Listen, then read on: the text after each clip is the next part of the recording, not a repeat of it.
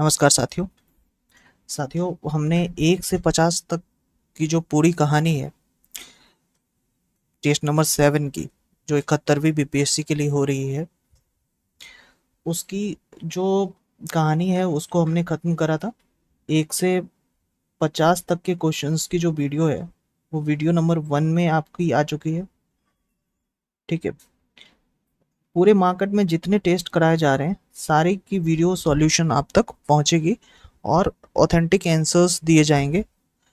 अब चलते हैं क्वेश्चंस के ऊपर, ज़्यादा इधर उधर की जो है वो चीज़ें आपके साथ डिस्कस नहीं करते। क्वेश्चन नंबर 51 देखिए, इन्होंने क्या सेट करा है कि आपको पृथ्वी के जो ताप कटिबंध है, मतलब जो थर्मोस्टैटिक बेस पे जो आपने पृथ्वी को बांट रखा है, उसके बेसिस पर आपको ये बताना है, ऐसे क्षेत्र के नाम बताने हैं जो जिनकी ये विशेषताएं हो सकती है। आपके पास ऑप्शंस में आप देखिए कि आपके पास जो ऑप्शन है उसके अंदर जो है वो शीत कटिबंध भी है, शीतोष्ण कटिबंध भी है, उष्ण कटिबंध भी है, उत्तर एवं दक्षिण ध्रुव भी है। साथियों, यहाँ से देखिए कि ये कह रहा है कि ये जो क्वेश्चन प्रश्न पूछ रहा है ना, इसमें कह रहा है तापमान मध्यम होगा। अगर तापमान मध्यम होगा, इसका मतलब कि सूर्य की इंसोलेशन तो वहां पहुंच रही है, सौर किरण तो वहां पहुंच रही है। इसका मतलब ये है कि या तो ये टेम्परेट जोन में होगा या ये जो है ट्रॉपिकल जोन में होगा, यानी या तो ये शीतोष्ण में होगा या उष्ण कटिबंध में होगा। ठीक है, दोपहर की सूर्य कभी सिर पर नहीं पड़ती है। साथियों, सिर पर अगर नहीं पड़ रही है दोपहर की सूर्य, तो पक्का ये टेम्परेट रीजन में जाएगा।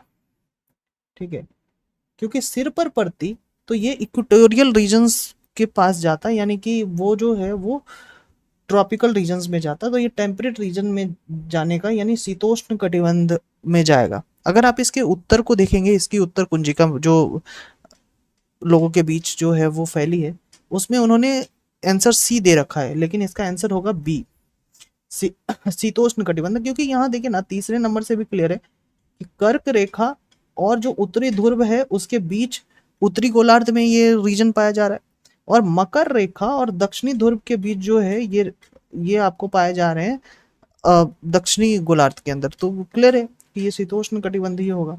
52वां नंबर है कि उष्ण कटिबंधीय पट्टी का विस्तार।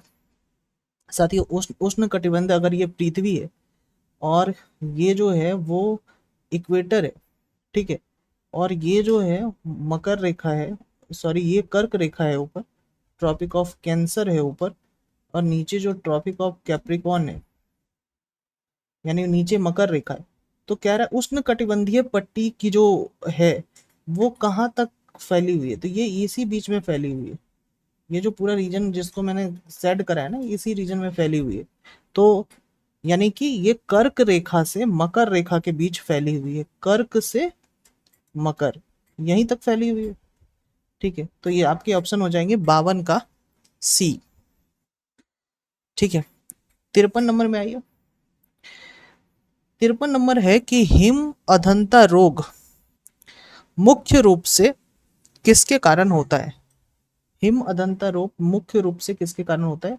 साथियों, इस इसमें बेसिकली ओजोन परत की जो लेयर है जब वो पतला होने लगती है, तो इसका जो है वो सीधे सीधे इम्पैक्ट आपको दिखेगा अंटार्कटिका में।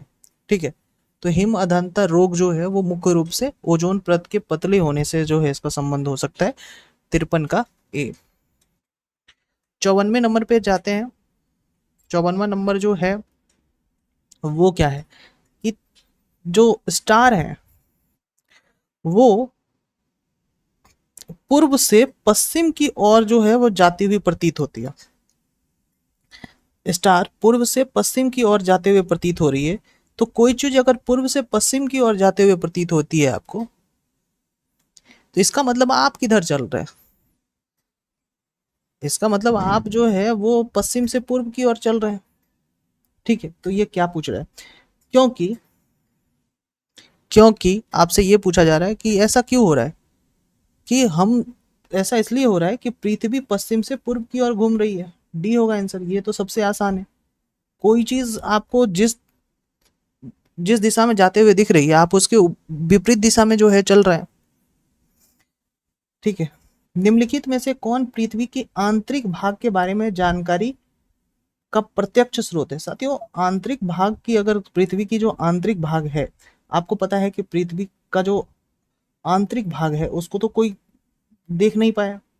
ठीक है, अब क्योंकि बहुत खुदाई की गई है, क्रस्टमेंटल कोर, आप जानते हैं कि कोर में जाना भी बहुत मुश्किल है। तो इसके प्रत्यक्ष स्रोत क्या हो सकते हैं? अगर पृथ्वी की के अंदर क्या है, ये आप कैसे जानेंगे? इसके प्रत्यक्ष स्रोत क्या है? आपसे पूछा जा रहा है गुरुत्वाकर्षण बल, पृथ्वी का चुंबकत्व, भूकंपीय गतिविधि और ज्वालामुखी। साथियों, इसमें सबसे जो प्रत्यक्ष स्रोत है वो ज्वालामुखी है, क्योंकि ज्वालामुखी जैसे ही होगा यहाँ से लावा बाहर आएगा, और लावा जैसे ही बाहर आएगा तो then you got to know कि इस पृथ्वी के अंदर है क्या। तो आसान प्रश्न हो जाता है अगर आप धीरे से उसको बहुत आसानी से समझ के पढ़ते हैं। अब आते हैं ज्योग्राफी का जो है आज सेक्शन है, आई थिंक पूरा मेंटल भू प्रॉपर्टी की सीमा को कहा जाता है। देखो, क्रस्ट मेंटल कोर है और इनके अलग अलग जो हैं उनकी भू प्रॉपर्टी की सीमा है। ठीक है, तो जो क्रस्ट है, क्रस्ट की जो निचली जो भू प्रॉपर्टी है उसको मेंटल कहते हैं। ठीक है, माहो जो है, माहो डिसकंटिन्यूटी, इसको क्या कहते हैं? महो डिसकंटिन्यूटी। महो डिसकंटिन्यूटी जो है वो क्रस्ट, अब बताइए, क्रस्ट और मेंटल के बीच की जो बाउंड्री है उसको जो है वो क्या करता है? डिफाइन करता है। मोहो डिसकंटिन्यूटी क्रस्ट और मेंटल की बीच की दूरी को डिफाइन करता है। ठीक है, ये बात आपको ध्यान में रखना चाहिए, मोहो डिसकंटिन्यूटी। 57 नंबर आइए, पृथ्वी की कोर, आपको मैंने बताया था कि क्रस्ट मेंटल कोर होता है, मुख्य रूप से निम्नलिखित में से किस धातु की बनी होती है? कोर जो है पृथ्वी का वो लोहा का बना हुआ है। ठीक है, तो लोहा जहां भी उत्तर होगा, तो लोहा तो यहाँ दो दो जगह है आपके पास, निकेल, लोहा और निकेल, और लोहा और कोबाल्ट। तो साथियों, आपके जो आंसर हो जाएंगे वो लोहा और निकेल होगा। ठीक है, पृथ्वी की आंतरिक संरचना जो है, जिसमें कोर जो सबसे आंतरिक संरचना है उसमें लोहा और निकेल की प्रधानता है। ठीक है, इसलिए इसको, इस परत को हम लोग क्या किस नाम से पुकारते हैं? नीफे भी कहते हैं, निकेल और फेरस। ठीक है, चलिए, इसके बाद है इग्नियस चट्टान। आपको पता है इग्नियस चट्टान के बारे में? इग्नियस चट्टानों के कथनों पर आप विचार कीजिए कि इग्नियस चट्टान, जो आग्नेय चट्टान होते हैं, उनकी संरचना में सामान्य रूप से क्रिस्टलीय होती है। अब इग्नियस चट्टान की जो संरचना है वो अगर समान रूप से क्रिस्टलीय होगी, ठीक है, अब इनमें से क्या क्वेश्चन पूछ रहा है? निम्न में से सही कथन का चयन कीजिए। आग्नेय चट्टानों की संरचना समान रूप से क्रिस्टलीय होती है, बिल्कुल क्रिस्टल होगा, क्योंकि यहाँ जो है पहले वो गर्म होता है सारी चीजें, और फिर तापमान के अकॉर्डिंग जो है यहाँ चीजें क्या होती है, अपने आप में वो संगठित होके जो है वो क्रिस्टल वाइज अलग अलग, आपको पता है कि अलग अलग ठंडा होने की जो है वो तापमान होती है, जिस कारण से ये ऐसे चट्टानों में जो है आपको क्रिस्टलाइजेशन बहुत ज्यादा देखने को मिलेगा, क्रिस्टलीय जो है चीजें बहुत ज्यादा मिलने को देखने को मिलेंगी। ये परतों में होती है आगे ने चट्टानें, और जीवाश्म सहित होती है। ये परतों में तो होती है, ठीक है, लेकिन जीवाश्म इसमें नहीं होता। आगे ने चट्टानों में जीवाश्म नहीं होता, तो दो जहां जहां होगा वो आंसर नहीं होगा। ठीक है, तीसरा है कि इन चट्टानों में सिलिका नहीं होता। साथियों, इन चट्टानों में सिलिका बिल्कुल होता है, सिलिका होता है, यानी तीन नहीं होगा, आपके आंसर हो जाएंगे केवल एक। आगेन्य चट्टानों में सिलिका आपको देखने को मिलेगा। आगेन्य चट्टानें जो हैं वो आपको पता है कि पृथ्वी के अंदर जो है बहुत सारी चट्टानें जो पिघली अवस्था में है। ठीक है, और क्या होता है कि जो पृथ्वी के अंदर जो मेग्मा है वो जब बाहर आती है तो बाहर आने के क्रम में वो ठंडा हो जाती है, जमने लगती है।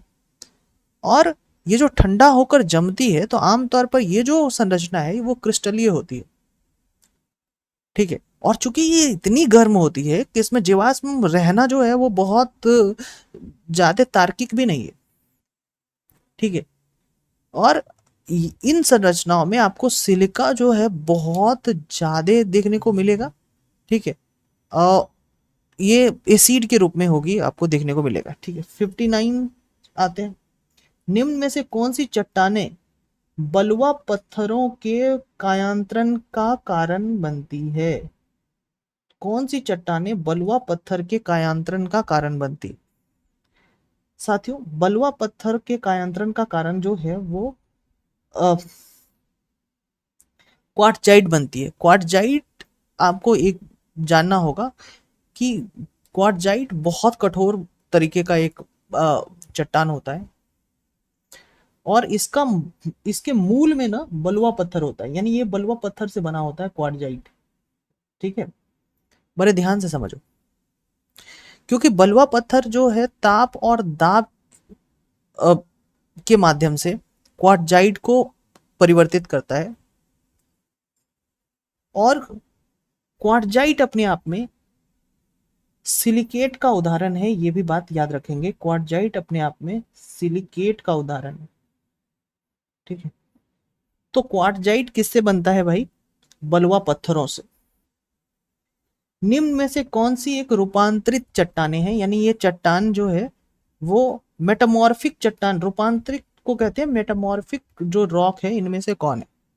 साथियों, मेटामॉर्फिक रॉक जो होती है उनका सबसे अच्छा उदाहरण तो संगमरमर होता है। ठीक है। तो संगमरमर हो गया, क्वार्टजाइट हो गया, ग्रेनाइट हो गया, ये सारे मेटामॉर्फिक हैं, यानी डी होगा। इसका आंसर क्या हो जाएगा? डी। आइए 61 नंबर आते हैं। पृथ्वी की उत्पत्ति के बारे में महाद्वीपीय विस्थापन सिद्धांत, मतलब कॉन्टिनेंटल ड्रिफ्ट थ्योरी, जिसमें आपको पता चलता है कि पेंजिया था, पेंथलासा था, और पूरी जो है वो ये थ्योरी आप जब पढ़ते हैं पृथ्वी की एकदम अ, ये जो अल्फ्रेड वेगनर की जो थ्योरी है वो पूरा आप पढ़ते हैं तो आपसे यही पूछा गया कि किसके द्वारा दिया गया था? Continental drift theory, CDT। ये अल्फ्रेड वेगनर की थ्योरी थी और बहुत ज्यादा इंपॉर्टेंट थ्योरी में से एक है। ठीक है। पेंजिया, पेंथलासा, इन सब के बारे में पढ़ते हैं कि आप पढ़ते हैं कि 20 करोड़ वर्ष पहले पेंजिया जो है वो विभाजित होता है। लॉरेशिया और गोंडवाना लैंड जो है वो दो बड़े जो भूभाग है वो उनमें टूटता है पेंजिया। किन किन में? लॉरेशिया और गोंडवाना। और भारत जो है वो गोंडवाना लैंड का पार्ट हुआ करता था। ठीक है। और फिर भारत की जो है वो नॉर्थवर्ड ड्रिफ्ट होती है, और जिस कारण से जो है आपको देखने को मिलेगा कि भारत जो है फिर यूरेशिया से जाके टकराता है, और फिर वहाँ जो तेथिस सी रहती है वो ट्रांसफॉर्म होके जो है वो हिमालय का रूप ले लेती है। ये सारी चीजें आपने पढ़ी होंगी। 62 नंबर आते हैं। निम्न में से कौन सा एक जलीय निक्षेपण स्थल के रूप में नहीं है? जलीय निक्षेपण स्थल मतलब कि जहां वाटर जो है एक तरीके से समुद्र में मिलती है, तो एस्चुरी होता है। ठीक है। उसमें नहीं है। कौन सा जलीय निक्षेपण स्थल के रूप में नहीं है, समझे? तो ये है छिपिका जो है वो जलीय निक्षेपण के स्थल के रूप में नहीं है। डेल्टा जो है वो जलीय निक्षेपण है। बाढ़ का मैदान जो है जलीय निक्षेपण है। प्राकृतिक तटबंध जो है वो जलीय निक्षेपण है। मतलब कि यहाँ से ना जलीय निक्षेपण से आप क्या करते हैं कि आप यहाँ जो रिवर बहते हुए आ रही है तो वो अपने साथ कुछ ना कुछ जो है वो बहुत इंपॉर्टेंट खाद लेके आ रही है। वो कहीं ना कहीं खाद पत्थर ये कहीं ना कहीं निक्षेप करेगी, इसी को जलीय निक्षेपण कहते हैं। ठीक है। और छिपिका की बात करें तो छिपिका जो है वो नदी के मार्ग का हिस्सा है। ठीक है। जहां कोई अवरोध नदी के मार्ग में पैदा होता है तो इस अवरोध के कारण जो ढाल नदी की होती है वो सामान्य की अपेक्षा अधिक तीव्र हो जाती है। ठीक है। और जो पानी का प्रभाव है वो ढाल तीव्र होने के कारण पानी का प्रभाव भी अधिक तीव्र हो जाएगा। और यही कारण है कि ये जो छिपिका के कारण आपको जलप्रपात और सामान्य प्रवाह से अधिक तीव्र जो है वो जल के प्रवाह आपको देखने को मिलेंगे। और ये जो सामान्यतः यहाँ नदी की जो तली है वो कठोर चट्टानों से बनी होती है, तो आपको छिपिका वो देखने को मिलता है। छिपिका बेसिकली ये है कि मतलब जहाँ जल बहुत स्टीपली एक तरीके से ग्रो हो रहा है, बहुत स्टीपली जो है वहां से जल का प्रवाह हो रहा है। पृथ्वी की सतह पर पर्वत निर्माण आ गया भाई। माउंटेन कैसे बन रहा है हमने आपको बताया था कि पहले एक कॉन्टिनेंटल ड्रिफ्ट थ्योरी भी पर्वत निर्माण के बारे में थोड़ा थोड़ा तो एक्सप्लेन करने की जो है आपको सहूलियत देता है। किस प्रकार बलों का एक परिणाम है, किस प्रकार के बलों का एक परिणाम है, तो पर्वत निर्माण है ना, वो कौन से बल से जो है पर्वत का निर्माण हुआ है साथियों। पर्वत का निर्माण जो है वो अंतर्जात बल से हुआ है। ठीक है, एक होता है बहिर्जात बल, एक होता है अंतर्जात बल। बहिर्जात बल मतलब कि बाहर से एक्सटर्नल फोर्स लगाते हैं तो हम उसको बहिर्जात बल कहते हैं। अंतर्जात बल जो है वो आंतरिक बल है, जो पृथ्वी के सतह के भीतर से उत्पन्न होता है, ऐसे बल को अंतर्जात बल कहते हैं। ठीक है, और आप देखेंगे इसी अंतर्जात बल के कारण की जो घटना है वो आपको ज्वालामुखी के रूप में, भूकंप के रूप में, वलन के रूप में, अ, किसी भूमि के उत्थान के रूप में, पर्वत निर्माण के रूप में आपको देखने को मिलता है। तो अंतर्जात जो है ये रूप है। बहिर्जात जो है वो आपको देखने को मिलेगा कि जहां आप इरोजन हो रहा है, अ, अपर्दन जिसको कहते हैं, अपक्षय हो रहा है, निक्षेपण हो रहा है, ये सारे बहिर्जात बल। ठीक है, तो अंतर्जात और बहिर्जात में अंतर आपको समझ में आना चाहिए। मेरियाना ट्रेंच, आपको पता है कि मेरियाना ट्रेंच जो है समुद्र पूरे विश्व की सबसे गहरी खाई है, कहाँ है भाई, प्रशांत महासागर में। मेरियाना ट्रेंच तो प्रशांत महासागर में स्थित है। और इसका सबसे गहरा हिस्सा कौन सा है, मेरियाना ट्रेंच में भी सबसे गहरा हिस्सा कौन सा है, अगर लिखना चाहे तो भाई लिख लीजिए, चैलेंजर डीप। चैलेंजर डीप ये सबसे गहरा हिस्सा है मेरियाना ट्रेंच का। तो प्रशांत महासागर में मेरियाना ट्रेंच कौन सा है, ये तो बाबू सा क्वेश्चन, बाबू सा क्वेश्चन। 65 नंबर आइए, 65 नंबर हम लोग मनाते हैं। 65 नंबर क्या कह रहा, निम्न में से कौन सी कम उपजाऊ तथा बलुई मृदा में उपजाए जाने वाली जो है सब, कौन सी फसल कम उपजाऊ तथा बलुई मृदा में उगाई जा सकती है साथियों। ये बहुत इंपॉर्टेंट है क्योंकि हमने अभी मिलेट ईयर भी मनाया है। ठीक है, 2023 को। तो उसी में देखिए बाजरा जो है ना, बाजरा एक तरीके से जीवन दान देता है वैसे जगह को जहाँ कम पानी जो है, कम वर्षा होती है, कम पानी वाला क्षेत्र होता है, जहाँ मरुस्थल वाला क्षेत्र होता है ना। तो कम उपजाऊ भूमि, बलुए मृदा वाली भूमि जहाँ होती है, वहां बाजरा एक तरीके से जीवनदायक कर के रूप में जो है वो काम आता है। तो इसका आंसर बाजरा होगा। निम्न में से कौन सा शब्द टीलाइट का सही वर्णन करती है साथियों। टीलाइट जो है वो एक अवसादी चट्टान है।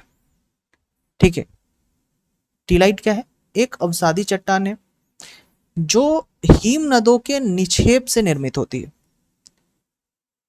ठीक है, तो टीलाइट जब आप पूरी जो परमाफ्रॉस्ट की जो पूरी लैंडस्केप पढ़ेंगे ना, वहां टीलाइट आपको देखने को मिलेगा। टीलाइट, हिमनद, जो परमाफ्रॉस्ट की जलवायु है, इन सारी चीजों को वहां देखने को मिलेगा। तो टीलाइट जो है वो क्या है, हिम नदों के निक्षेप से बनी अवसादी चट्टान, इसको कहते हैं टीलाइट। टीलाइट भी एक तरीके का चट्टान है लेकिन ये हिमनद से जो है मिलके बनता है। 67 नंबर पे आते हैं। 67, निम्न में से कौन सा सही नहीं है, ये बेसिकली नहीं है, गलत गलत जो है आपसे पूछ रहा है, कौन सा सही नहीं है देखते हैं हम लोग। आगेन्य सेल, आगेन्य जो चट्टाने होती हैं, जो मतलब सोचो कि जो बहुत गर्म चट्टाने होती हैं, उनको कायांतरित सेल में बदला जा सकता है। हाँ, जो गर्म होगी वो ठंडा होगा, और ठंडा जो अगर वो बन जाती है दाब और बहुत अधिक दाब और प्रेशर से, तो वो कायांतरित चट्टान के रूप में बदलेगी। तो यानी ये बात क्या है, एकदम बिल्कुल सही है। दूसरा है कि सेल का परिवर्तन अपक्षय, अपर्दन कायांतरण क्रिया के कारण होता है। बिल्कुल, जो अगर कोई चट्टान है, कोई पत्थर है, वो पत्थर कैसे जो है वो उसमें चेंज जाएगा, क्योंकि पत्थर में इरोजन होगा, पत्थर में अपर्दन होगा, ये सारी वेदरिंग और जो इरोजन जो क्रिया है, अगर वो सारी होगी तो पत्थरों में जो है वो क्या आएगा, एक तरीके से बदलाव आएगा। तो सेल का परिवर्तन इन कारण से भी हो सकता है। तो ये दोनों बातें सही है भाई। तीसरा है कि सेल लंबे समय तक अपने मूल रूप में रहती है और परिवर्तन से गुजरती है। सेल लंबे समय तक अपने मूल रूप में रहती है और परिवर्तन से गुजरती है। और परिवर्तन से गुजरती है। जब लंबे समय तक मूल रूप में रहेगी सेल, हाँ, और परिवर्तन से गुजरती है। अगला अगला लाइन पढ़ते हैं। आगेन और कायांतरित सेल से प्राप्त टुकड़े, आगेन और कायांतरित सेल से प्राप्त टुकड़े अवसादी सेल का निर्माण करती है। ये भी बात सही है कि ये इन दोनों के जो टुकड़े हैं वो सेडिमेंट्री रॉक्स का निर्माण करती हैं। ये भी बातें सही हैं। आपका जो आंसर हो जाएगा ना, ये सी होगा। सी भी एक तरीके से सही है, लेकिन सी अगर एक तरीके से देखें तो मतलब कि इन सब में से कम सही है। सी ये कह रहा है कि जो सेल है ना, चट्टाने जो हैं, वो लंबे समय तक अपने मूल रूप में रहती है। तो यहाँ लंबा समय क्या मानेंगे पता है, कि कम से कम 1000 साल, लाख साल। तो लाख साल में तो चट्टानों में तो बदलाव आएगा ना, तो इसलिए ये गलत हो जाएगा अपने आप में। तो आपका आंसर हो जाएगा सी। लाख साल में तो बदलाव आएगा, लंबे समय तक अपने मूल रूप में तो रहेगा नहीं। आज जो चट्टान, अगर आप आज खुद घर बनाओ चट्टान की सीमेंट लगा के, तो उसमें तो 5 साल के बाद अगर नहीं आया तो उसमें जो है बदलाव आपको दिखेगा। तो लंबे समय तक चट्टानें अपने मूल रूप में नहीं रहती। अगर मूल रूप में कैसे रहेगी, जो आज बना के रख गए हो 5 साल बाद तो वो मूल रूप में नहीं रहेगी। इसलिए ये सही है। 68वां नंबर है कि पृथ्वी के चुंबकीय क्षेत्र, क्योंकि आपको पता है कि हमने कोर को क्या कहा, नीफे के लिए निम्नलिखित में से कौन उत्तरदायी है। बिल्कुल बात है भाई। सबसे आसान प्रश्नों में से एक आंतरिक कोर, क्योंकि यहाँ तो आपको देखेगा, यहाँ यहाँ जो डेंसिटी है ना आंतरिक कोर में, उसमें आपको सबसे ज्यादा जो है वो लोहा आपको दिखता है। लोहा जहां भी दिखेगा एक तरीके से आपको चुंबकीय क्षेत्र का निर्माण होता हुआ दिखेगा। ठीक है, क्लियर है आपको। 69 आते हैं। निम्न में से कौन सा भ्रंशोत्वर्ष पर्वत नहीं है, रेसिडुअल माउंटेन कौन सा नहीं है। ठीक है, भ्रंशो भ्रंशोत्स पर्वत नहीं है, कौन सा। ठीक है साथियों, ये जो भ्रंशोत्स पर्वत है, ये क्या होता है, इनका जो मिड वाला पार्ट है ना, जो मध्य वाला पार्ट है, उनकी ऊंचाई बहुत कम होती है और दोनों तरफ की ऊंचाई जो है वो बहुत ज्यादा होता है। इस तरीके का पर्वत होता है कि देखो, ये दोनों तरफ का जो ऊंचाई है ना, ये बहुत ज्यादा होता है, मध्य वाले की जो ऊंचाई है ना वो कम होती है। ठीक है, और मध्य भाग में जो है वो धीरे धीरे आपको दरार आपको देखने को मिलेगा। तो ये जो पर्वत है, इसका अच्छा उदाहरण आपको अगर भारत में देखेंगे तो बिंदिया और सतपुरा जो है वो रेसिडुअल माउंटेन का अच्छा एग्जाम्पल आपको दिखेगा। भारत से बाहर जाएंगे तो आपको ब्लैक फॉरेस्ट भी आपको जो है आ, ये जो रेसिडुअल माउंटेन है, जो भ्रंश पर्वत है, उसके उदाहरण आपको मिलेगा। वहीं आप ब्लैक फॉरेस्ट जर्मनी चले गए, सॉल्ट रेंज अगर पाकिस्तान चले जाए फिर भी वहां आपको मिलेगा, और फिर यूराल पर्वत में भी चले जाए वो भी मिलेगा। यानी ये जो है ना, ये पर्वतें बहुत पुरानी पर्वत है, इसलिए इस बीच में जो है ना गैप आया है। पहले ये इतना उठा हुआ ही एक पठार का ही रूप था। ठीक है, तो सॉल्ट रेंज जो पाकिस्तान में है, एक सेकंड एक सेकंड एक सेकंड एक सेकंड, कौन सा जो है वो भ्रंश नहीं है। तो हमने क्या कहा, ब्लैक फॉरेस्ट है, सतपुरा है, सॉल्ट रेंज जो है ये नहीं है। क्या मान रहा है, यूराल पर्वत तो है, यूराल सबसे पुराना है, सॉल्ट रेंज जो है वो पाकिस्तान का, ये भ्रंश पर्वत नहीं है। ये बात याद रखेंगे। 69 का 69 का जो है आ एक सेकेंड, ये गलत हो गया भाई। यूराल पर्वत तो एक तरीके से वलित पर्वत है ना, यूराल तो वलित, यूराल वलित है। यूराल और हिमालय, ये यूराल, हिमालय, एटलस, रॉकीज, ये सारे एक तरीके के हो सकते हैं। ठीक है, क्योंकि ये पृथ्वी के आंतरिक हलचल से जो है आपको देखने को मिलता है। इसका आंसर हो जाएगा डी, सॉल्ट रेंज भी जो है वो रेसिडुअल माउंटेन है। ठीक है, मैंने पहले सही बताया था। चलिए, 70वां नंबर है कि निम्न में से कौन सी ठंडी जलधारा है। साथियों, ठंडी जलधारा की बात हो रही है, मतलब कि एकदम से ठंडी जलधारा की बात हो रही है। तो इस इनमें से गर्म जलधारा को जो है वो क्या करते हैं, हटा देते हैं। ठीक है,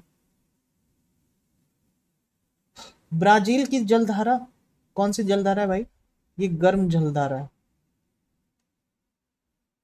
अलास्का, ये भी गर्म जलधारा है। गल्फ स्ट्रीम, ये भी गर्म जलधारा है।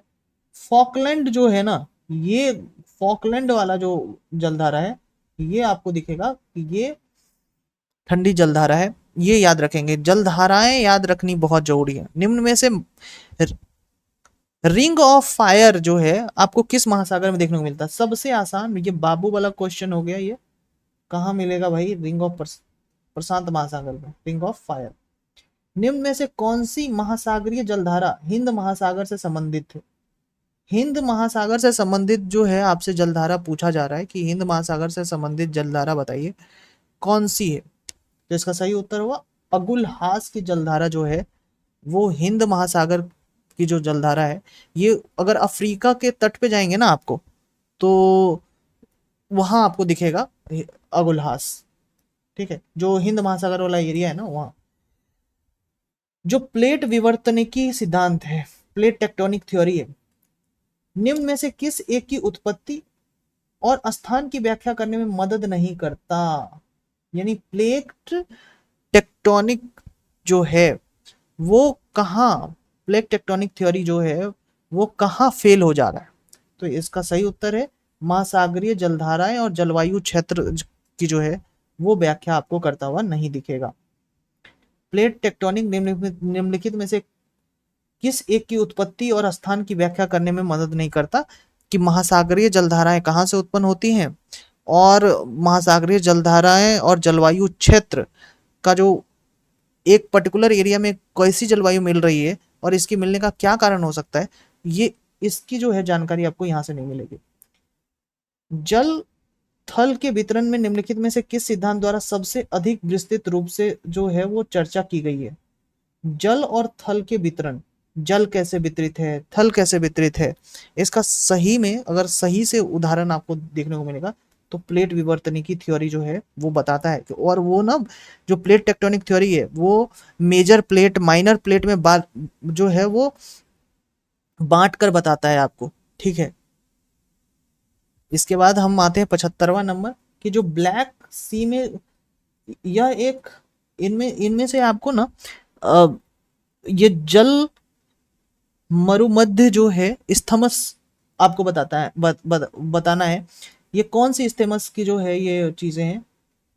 इनमें ये कहा गया कि काला सागर को मरमरा सागर से जोड़ने वाला, काला सागर और मरमरा सागर ये टर्की के पास वाला एरिया है, से जोड़ने वाला एक प्राकृतिक जल मरुमध्य है। ठीक है, ये तो बहुत आसान क्वेश्चन हो गया भाई। ठीक है, और ये एक यूरोपीय भाग को इस्तांबुल और तुर्की को एशियाई भाग से पृथक करता है। सही उत्तर हो जाएगा बॉस्फोरस स्ट्रेट। क्या नाम है इसका, बॉस्फोरस स्ट्रेट, ये होगा आंसर। ठीक है, किन वनों में मानसूनी वन कहा जाता है। आसान सा प्रश्न, किन वनों को मानसूनी वन कहा जाता है साथियों। तो इसको उष्णकटिबंधीय पर्णपाती वन को मानसूनी वन कहा जाता है। ठीक है, 77वां नंबर आते हैं सेंट एंड्रियस ब्रंस, सेंट एंड्रियस ब्रंस। ठीक है, सेंट एंड्रियस फॉल्ट इसको कहते हैं, सेंट एंड्रियास फॉल्ट निम्न में से किसका उदाहरण है। ये फॉल्ट क्यों जो है वो पैदा ली है, किस कारण से पैदा ली है सेंट एंड्रियस फॉल्ट। तो ये ना रूपांतरित भ्रंश का जो है वो उदाहरण है एक तरीके से, सेंट एंड्रियस फॉल्ट। ठीक है, ये अगर यूट्यूब पे अगर खोजोगे बहुत बड़ा फॉल्ट है एक तरीके से। ठीक है, ये बेसिकली क्या हुआ कि आपको दिखने को मिलेगा सैन एंड्रियास फॉल्ट, बहुत बड़ा, अमेरिका में है ये, बहुत बड़ा फॉल्ट है।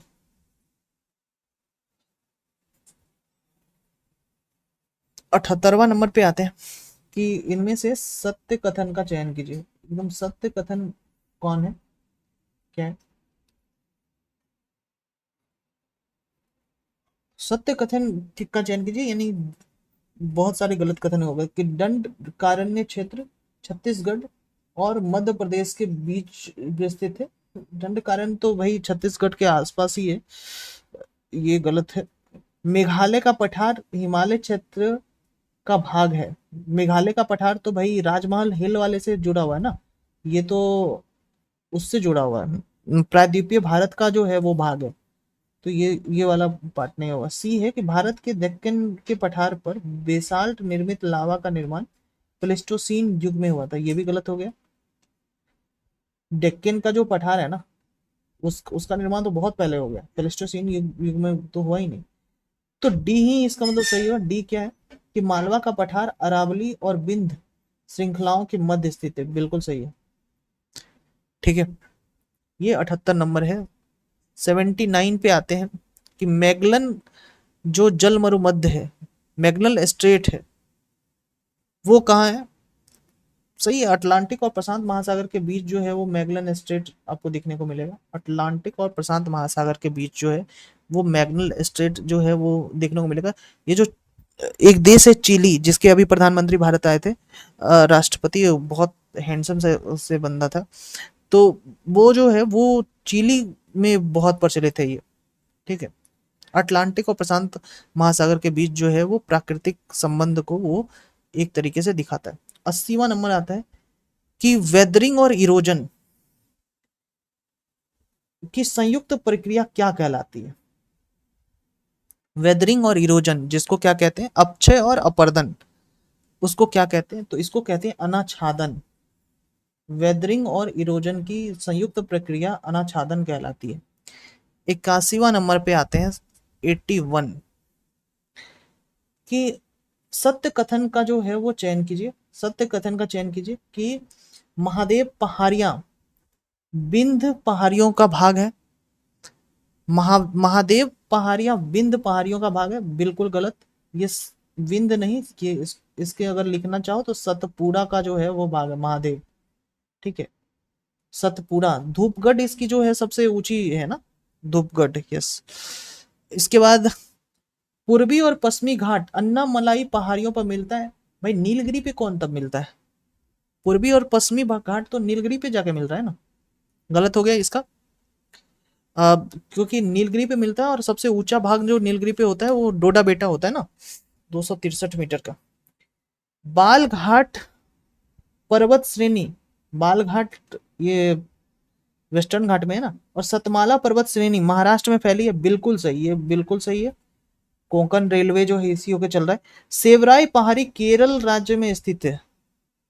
सेवराई पहाड़ी जो है वो केरल में ना स्थित होकर तमिलनाडु में स्थित है भाई। ठीक है। स्टैक निम्नलिखित में से किसकी अपर्दन की विशेषता है? ये बिल्कुल बहुत अच्छा प्रश्न है। स्टैक, ये समुद्री तरंग जो है ना, जो अ, आपने देखा होगा कि क्लास 6 7 की जो एनसीईआरटी है वहाँ जो है वो फिगर आपने इसका देखा होगा, स्टैक का। ठीक है, तो समुद्री तरंग का जो है से अपर्दन जो होता है इसका चट्टानों का, और चट्टानें एक खंभे के रूप में खड़े हो जाती हैं, स्टैक कहलाती है। विसर्प, विसर्प मतलब सांपों की तरह जो चलना है ये नदी का। विसर्प किन कारणों से अपर्दन से निर्मित होते हैं? विसर्प किस कारक के अपर्दन से निर्मित होती है? विसर्प किस कारक के अपर्दन से निर्मित होते हैं? विसर्प तो नदियों का होता है भाई, नदी होती है विसर्प। मियंडरिंग इसको अंग्रेजी में क्या कहते हैं? मियंडरिंग। ठीक है। निम्नलिखित में से वायुमंडलीय क्षेत्र को पृथ्वी की सतह से दूरी के अनुसार आरोही क्रम में व्यवस्थित कीजिए। पृथ्वी की सतह से जो है दूरी के अनुसार आरोह क्रम में जो है वो, तो सबसे पहले तो होता है क्षोभ मंडल। क्षोभ मंडल मतलब ट्रोपोस्फेयर, उसके बाद होता है समताप मंडल, उसके बाद होता है मध्य मंडल। क्षोभ मंडल, समताप मंडल, मध्य मंडल, यानी 4। उसके बाद एक ही आएगा भाई, उसके बाद आयन मंडल, उसके बाद जो है बहिर्मंडल। ठीक है, तो 1 2 3 4 1 2 3 4 1 यानी बी होगा आंसर। ठीक है, इसका आंसर क्या हो जाएगा? बी। ये तो आसान सा प्रश्न है, एनसीईआरटी से लिया है क्या सारा प्रश्न। वायुमंडल में निम्नलिखित परतों में कौन सा रेडियो की तरंगों का संचरण करती है? ये बिल्कुल एनसीईआरटी अगर आप पढ़ेंगे इसका जो है उत्तर दे देंगे। ठीक है, तो हमने कहा था कि अगर वायुमंडल में निम्नलिखित परतों में कौन सा रेडियो तरंगों का जो है वो संचरण करती है, तो ये वायुमंडल जो है वो रेडियो तरंगों का संचरण करती है। ठीक है, क्योंकि वायुमंडल में ना बहुत सारे जो है वो आयंस आपको दिखने को मिलेगा, तो इसमें जो है वो अ, एक तरीके से रेडियो की जो तरंगे हैं वो आसानी से जो है यहाँ संचरित होते हुए आपको दिखेगा। वायुमंडलीय गैस में प्रमुख घटक कौन है? सबसे अधिक वायुमंडल के में कौन सी गैस है? ये बहुत सा आसान प्रश्न है भाई। 86, 86 का। तो इसका नाइट्रोजन सबसे ज्यादा है वायुमंडल में, सबसे ज्यादा है नाइट्रोजन, 78.09%। वहीं ऑक्सीजन आपको पता है कि 21% है, यानी 20.95% है। ठीक है, अगर हम बात करें कार्बन डाइऑक्साइड की, तो 0.04% है कार्बन डाइऑक्साइड। ठीक है, ये बात एकदम ध्यान में रखेंगे। कार्बन डाइऑक्साइड चौथे नंबर पे आता है, तीसरे नंबर पे कौन आता है? Oxygen, argon. Nitrogen, oxygen, argon. Argon, argon कितना है भाई? 0.93% जो है वो आर्गन। ओजोन परत वायुमंडल के किस परत में स्थित है? ये चूंकि बहुत आसान सा प्रश्न है, लेकिन सबसे ज्यादा रिपीटेड प्रश्न में से है। आर आर आर, इसको आर आर आर प्रश्न मैं कहता हूँ। आर आर आर प्रश्न जिसमें भी लिख दें आप, उसको अलग से कॉपी बना लीजिए और यही प्रश्न जो है वो आएगा। इसके अलावा कोई प्रश्न जो है नहीं आएगा आज से ही। अच्छा, अब से क्या करेंगे, पेपर सेट करेंगे। ये प्रश्न ही आ रहा है अगले एग्जाम में। ठीक है, ओजोन परत वायुमंडल के किस परत में जो है वो शामिल है? ऐसे करके कम से कम 2000 प्रश्न बनेंगे। इसी 2000 प्रश्न को जो है अंतिम के दिनों में जो है आपको पढ़ के जाना है। ठीक है, तो ये समताप मंडल में जो है आपको ओजोन परत जो है देखने को मिलेगा। अंग्रेजी वाले इसको स्ट्रेटोस्फेयर कहेंगे। ठीक है, लगभग लगभग अब लोग पहुंच ही चुके हैं। जैव विविधता पर अंतरराष्ट्रीय कार्टेजेना प्रोटोकॉल, कार्टेजेना प्रोटोकॉल जो है वो हमने कब जो है वो लागू किया है अंतरराष्ट्रीय रूप में? तो कार्टेजेना प्रोटोकॉल 2003। यस, डी होगा आंसर।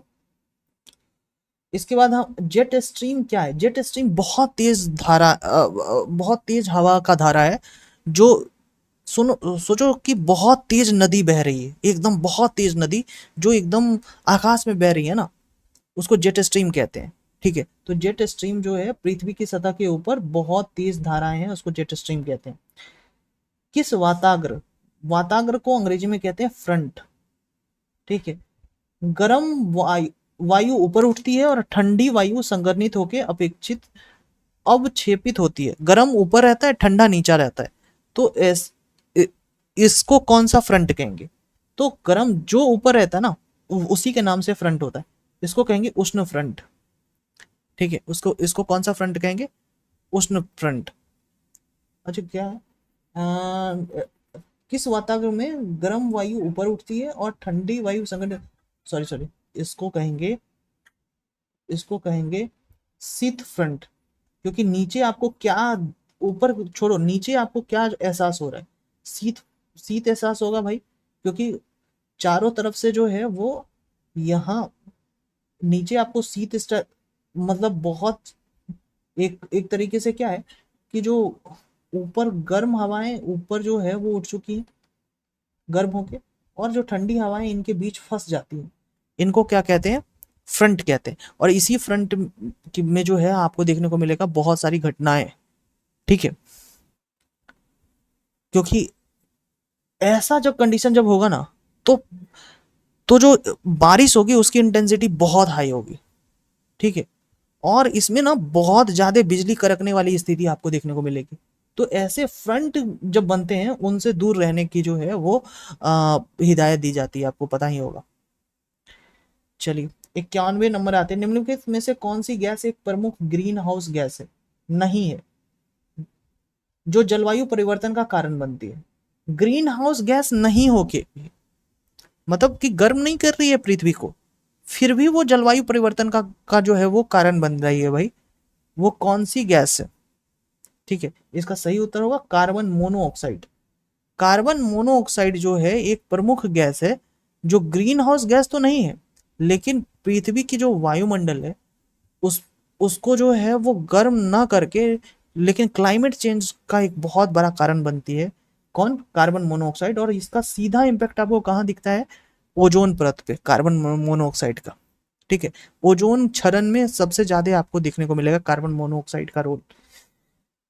ठीक है, सिंगल कार्बन होता है ना, आराम से जो है बॉन्ड बना के ओजोन परत को जो है वो क्षरण का काम करती है। निम्नलिखित में से कौन संघनन का एक रूप नहीं है? संघनन का कौन रूप नहीं है? आसान सा प्रश्न है, कौन सा संघनन का रूप नहीं? ओस है, कोहरा है, ठंड है, ये सारे कंडेंसेशन के जो हैं वो रूप हैं। ओले के साथ जो वर्षा होता है ना, ये संघनन का जो है वो रूप आपको नहीं दिखेगा, ये संघनन का रूप है भी नहीं। 93 नंबर है, निम्नलिखित में से किस प्रकार के मेघ, कौन से जो बादल हैं जिनकी विशेषता है निरंतर वर्षा करना होता है, एकदम रुकना नहीं है, एकदम लगातार बारिश करना जो है, ये कौन से आ, मेघ की जो है वो विशेषता होती है, निरंतर बारिश? तो इसका सही उत्तर होगा वर्षा स्तरी मेघ। नाम से ही क्लियर है, वर्षा स्तरी मेघ जो है वो लगातार बारिश करने के लिए मशहूर है, वर्षा स्तरी मेघ। ठीक है, 94 नंबर पे आते हैं, सूर्य और पृथ्वी के बीच की दूरी सबसे कम कब होती है? सबसे कम सूर्य और पृथ्वी की दूरी जो है वो सबसे कम कब होती है? तो इसका सही उत्तर होगा 3 जनवरी सबसे कम होती है।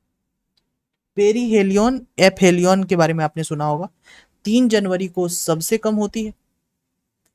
ठीक है, सबसे कम होती है 3 जनवरी को पृथ्वी अपनी। ठीक है, और आपको देखने को मिलेगा कि यहाँ एक तरीके से कि एफहेलियन की बात होती है। ठीक है, और पेरीहेलियन मतलब बहुत दूर चले जाना। ठीक है, जैव विविधता संरक्षण में एक्स सीतु, देखो इन सीतु और एक्स सीतु होता है कि अगर हम जैव विविधता को ला रहे हैं, मतलब बहुत अलग अलग जानवर को पाल रहे हैं, अगर हम जानवर को उसी के हैबिटेट में पाल रहे हैं तो हम कहेंगे कि इन सीतु है, और उसको उठा के हमने जू में रख के उसका संरक्षण किया है तो हम कहेंगे कि वो एक्स सीतु है। तो इनमें यही कहा कि इनमें से कौन सा एक्स सीतु विधियां नहीं है, मतलब कि हम एक्स्ट्रा उसके लिए हैबिटेट क्रिएट नहीं कर रहे हैं। कौन सा एक्स सीतु विधि नहीं है, ये आपसे पूछा जा रहा है। तो वनस्पति विज्ञान हम बना रहे हैं, ये एक्स सीतु है। वनस्पति उद्यान आपने बनाया, नेचर ने बना के नहीं दिया। चिड़ियाघर आपने बनाया, वन अनुसंधान केंद्र ये आपने बनाया। लेकिन जीव मंडल आरक्षित क्षेत्र ये सिर्फ आप घोषित करते हैं, लेकिन रहता ये जो है वो नेचर के द्वारा बनाया हुआ। ठीक है, तो इसका सही उत्तर हो जाएगा बी। 96 नंबर है, निम्नलिखित में से किस महासागर में सबसे अधिक औसत लवणता है? यानी एवरेज सैलिनिटी अगर सबसे ज्यादा अगर देखी जाए तो वो किस महासागर में भाई? ठीक है, तो ये बहुत अच्छा प्रश्न हो सकता है, इस प्रश्न को RRR कैटेगरी में रखिए। बहुत इसको रिवीजन और इसके रिपीटेशन और इसका रेलेवेंस, RRR का मतलब होता है रिवीजन, रेलेवेंस, रिपीटेशन। ठीक है, तो RRR क्वेश्चन है ये। तो इसमें से ये पूछा गया कि कौन से महासागर में सबसे अधिक जो है वो औसत लवणता आपको पाई जाएगी? इसका सही उत्तर है भाई अटलांटिक महासागर में सबसे अधिक जो है आपको लवणता आपको देखने को मिलती है। 97 नंबर है कि निम्नलिखित में से महासागरों का सबसे उथला भाग कौन सा है जिसकी औसत ढाल 1 डिग्री या उससे भी कम है? ठीक है, मतलब औसत भाग 1 डिग्री या उससे भी कम है, बिल्कुल ही मतलब ये समझिए कि पोर्ट के लिए अच्छा नहीं होगा। ठीक है, तो इसका सही उत्तर है महाद्वीपीय मगन तट। ये जो कॉन्टिनेंटल सेल्फ वाला एरिया होता है ना, ये जो है वो महासागरों में सबसे उथला पार्ट होता है। ठीक है, महाद्वीपीय मगन तट या महासागर के जल के भीतर जो धरती का जो मगन तट होता है जहाँ दोनों मिलती है, तो वो एरिया जो होता है वहाँ गहराइयाँ जो है वो औसत गहराइयों से कम गहराई होती है। ठीक है, ये बहुत उथला जो है वो एरिया होता है। बाहर से तो आपको देखने को लगेगा समुद्र है, लेकिन ये उतनी गहराइयां नहीं होती जितना दूसरे जगह आपको देखने को मिलता है। 98 नंबर है कि निम्न में से आपको क्या चूज करना है, असंगत युग्म चूज करना है। ये कुछ बंदरगाह लिखे हुए हैं और उनके उन देश के जो है वो नाम लिखे हुए हैं। अब सबसे पहले आते हैं हम लोग हैम्बर्ग। हैम्बर्ग जो है वो जर्मनी का बंदरगाह है भाई, ठीक है, बिल्कुल सही है। एंटवर्प, एंटवर्प जो है वो बेल्जियम का है। एंटवर्प किसका है, बेल्जियम का है, ठीक है। आपको पता है ये जो बिग बैंग थ्योरी था, आपको बताना है, आप कमेंट करके बिल्कुल बताएंगे कि बिग बैंग थ्योरी देने वाले जो वैज्ञानिक थे वो बेल्जियम के थे, ठीक है। तो उनको बिग बैंग थ्योरी दिया किसने था, ठीक है, ये कमेंट करके बताइएगा। और सब्सक्राइब बिल्कुल कीजिए, कमेंट करके बताइए, सब्सक्राइब कीजिए, इससे मोटिवेशन बहुत बढ़ता है। और अब मैंने आपको एक नई जानकारी दी है कि एंटवर्प जो है वो बेल्जियम का पोर्ट है। और बेल्जियम से याद आया क्योंकि continental drift, big bang theory, ठीक है। बाल्टीमोर नाम से क्लियर है, बाल्टीमोर, संयुक्त राज्य अमेरिका, बाल्टीमोर। हवाना, क्यूबा जो है वो वहां की पोर्ट है हवाना। निम्नलिखित में से किस देश में विश्व का सबसे बड़ा सेल गैस भंडार है। सेल गैस का जो सबसे बड़ा भंडार है भाई साहब, ये बहुत चर्चा में भी रहता है और ये आसान सा प्रश्न भी है। चीन, ये नहीं पूछेगा, ठीक है। कील नहर निम्न में से किस देश में एक महत्वपूर्ण जल मार्ग है। साथियों कील नहर जो है, कील नहर याद रखिए, ये जर्मनी का एक महत्वपूर्ण जो है वो जलमार्ग है, वाटरवेज है कील नहर। कील नहर जर्मनी का एक महत्वपूर्ण वाटर मार्ग है। हमारे यहाँ जो है वो अब तक 23 वाटर मार्ग है, वाटरवेज है, ठीक है। और वाटरवेज जो अभी जो वाटरवेज अथॉरिटी है इसका, वाटरवेज डेवलपमेंट अथॉरिटी, इसका जो मीटिंग हुआ था वो असम में हुआ था। आप कमेंट करके बताएंगे असम में कौन से जगह जो है इसकी मीटिंग हुई थी, ठीक है, कोई पार्क था बताइएगा, ठीक है। थैंक यू वेरी मच, हमने इसको 100 तक करा है। अगली वीडियो में हम 101 से 150 तक करेंगे और टेस्ट 7 को ख़त्म करेंगे। फिर किसी नए टेस्ट के साथ आपके साथ मिलेंगे। Thank you very much.